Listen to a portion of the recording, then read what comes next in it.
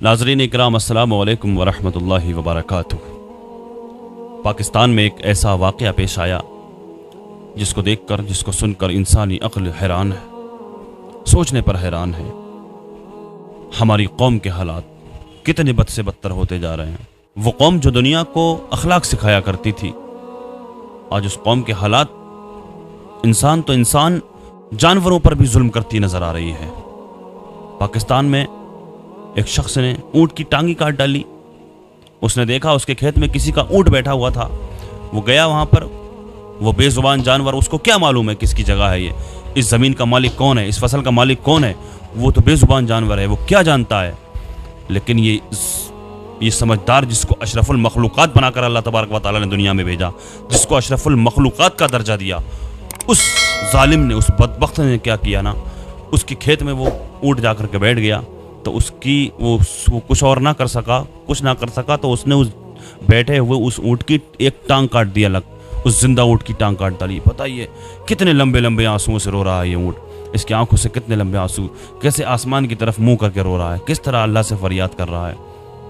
اور وہ غریب جو اس اونٹ کو اپنے گزر بسر کرنے کے لیے پالتا تھا، آج اس سے اس کا سہارا چھین لیا گیا۔ اور یہ دنیا کا دستور ہے، ہو سکتا ہے اس کو انصاف مل جائے اس اونٹ والے کو، ورنہ مشکل ہے وہ اپنے پیسے کے بلبوتے پر قانونی داؤ پیش سے بچ کر نکل جائے۔ لیکن یاد رکھنا، یہ جو نکل رہی ہے اس اونٹ کی، یہ جو آسمان کی طرف دیکھ کر کے رو رہا ہے، یہ جو اللہ سے فریاد کر رہا ہے،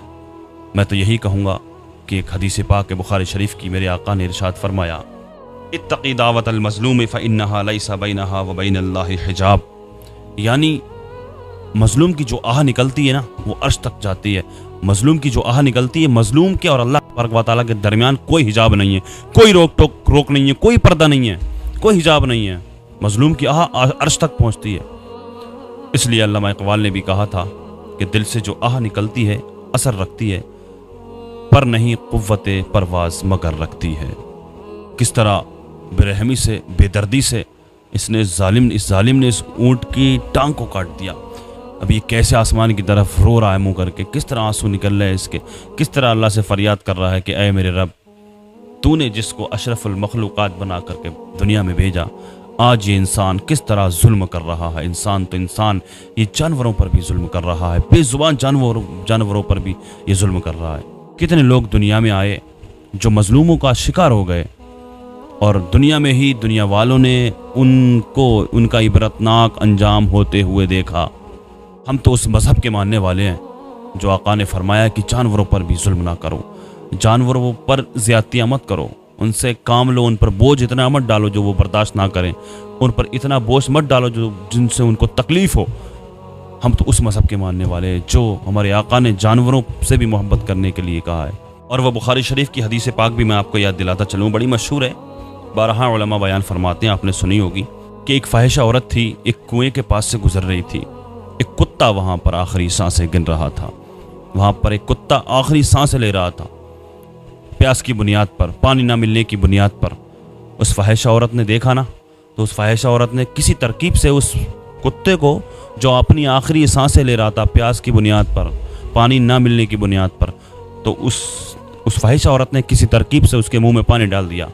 اور وہ کتا جو اپنی آخری سانسیں لے رہا تھا وہ کھڑا ہو گیا اور چلنے لگا۔ اللہ تبارک و تعالیٰ کو اس فاحشہ عورت کی یہ ادا اتنی پسند آئی کہ غیب سے آواز آئی کہ اے خاتون، تو نے ہماری مخلوق کے ساتھ میں حسن سلوک کیا، جا ہم نے تیری بخشش فرما دی۔ وہ کتا تھا جس کو آپ جانتے ہیں کہ دنیا میں اگر کسی کو کوئی گالی دیتا ہے، کسی کو کوئی برا کہتا ہے نا، تو وہ لفظ کتا استعمال کرتا ہے، کتا کہہ کر کے اس کو پکارا جاتا ہے۔ مگر اس کتے جیسی مخلوق کے ساتھ بھی اگر انسان حسن سلوک کرے تو وہ جنت کا حقدار ہو جایا کرتا ہے۔ اس لیے جانوروں پر ظلم مت کرو، جانوروں پر زیادتیاں مت کرو، جانوروں سے محبت کرو۔ ہم نے جانے کتنے ایسے لوگ دیکھیں جو جانوروں، جو بکی وغیرہ کا کام کرتے ہیں، جو خچر وغیرہ چلاتے ہیں، جو ان جانوروں پر بوجھ ڈالتے ہیں، ان پر زیادتیاں کرتے ہیں، جس کے لیے حضور نے منع فرمایا۔ آقا نے فرمایا جانوروں پر ظلم مت کرو، جانوروں کو کام میں لو، ان سے کام لو، لیکن ان پر ظلم مت کرو، ان پر زیادتیاں مت کرو۔ اللہ کی بارگاہ میں دعا ہے اللہ تبارک و تعالیٰ جانوروں سے اور انسانوں سے محبت کرنے کی توفیق عطا فرمائے، اللہ پاک حسن سلوک کرنے کی توفیق عطا فرمائے، دنیا کے تمام مسلمانوں کی عزت و آبرو کی جان اور مال کی حفاظت فرمائے، دنیا میں جہاں کہیں بھی جو کوئی مسلمان پریشان ہے سب کی پریشانیوں کو اللہ پاک دور فرمائے، دنیا میں جہاں جہاں بھی قصور مسلمان جیلوں میں قید ہیں اللہ پاک ان سب کو بعزت رہائی عطا فرمائے، جو بیجا مقدمہ بازیوں پھنسے ہوئے ہیں اللہ پاک ان سب کو اس سے چھٹکارا نصیب فرمائے، خصوصیت کے ساتھ مفتی سلمان اظہری صاحب کو اللہ پاک بعزت رہائی عطا فرمائے، جو بے روزگار ہیں اللہ پاک ان کو جائز روزگار عطا فرمائے، جو بیمار ہیں اللہ پاک ان کو شفا عطا فرمائے، خصوصیت کے ساتھ ابھی جو لوگ اس ویڈیو کو دیکھ رہے ہیں ہم سب میں سے کوئی بھی اگر بیمار ہے، کوئی بھی اگر کسی بھی مرض میں مبتلا ہے، ہم سب کے عزیز و قاری متعلقین محبین احباب سب کو جملہ امراض سے اللہ پاک شفا یابی عطا فرمائے، جو ہمارے بہنوں کے بھائیوں کے جن کے رشتے نہیں ہو رہے ہیں اللہ پاک ان کو نیک رشتے عطا فرمائے، جو بے اولاد ہیں اللہ پاک ان کو نیک صالح اولاد عطا فرمائے، جو صاحب اولاد ہیں ان کی اولادوں کو اللہ پاک نیک صالح بنائے، آقا کے صدقے میں میری دعاؤں کو اللہ پاک اپنی بارگاہ میں قبول فرمائے، آمین یا رب العالمین۔ السلام علیکم ورحمۃ اللہ وبرکاتہ۔